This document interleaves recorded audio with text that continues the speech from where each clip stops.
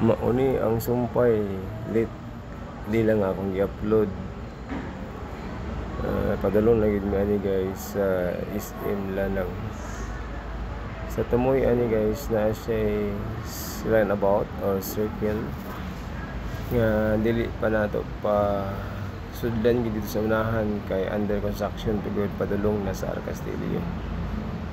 So kani sumpay ni kay itong una na akong i-upload para mag-continuous ang inyong pagtanaw sa among Coastal Road, Davao City.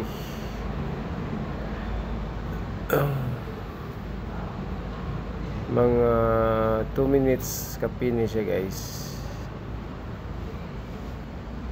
So almost 8 minutes from corner sa Coastal Road. Moabot na ka dito sa SM Ikulan. So mao siya guys. O kung akong cameraman guys, balik na po niya sa likod ang kamera at ubang na po pagkanan lang gini akong cameraman kay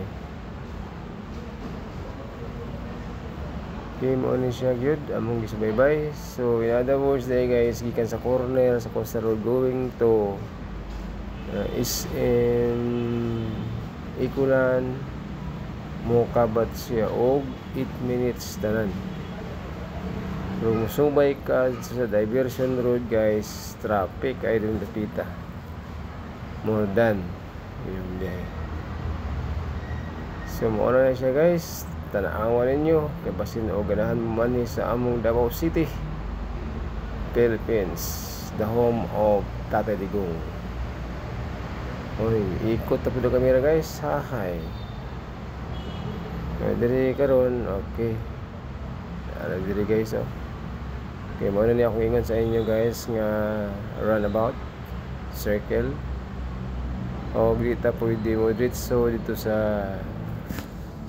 kana dito guys, dito dulong.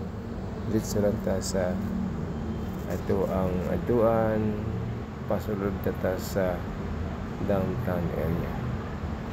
So ako lang ilakbay tanaw ang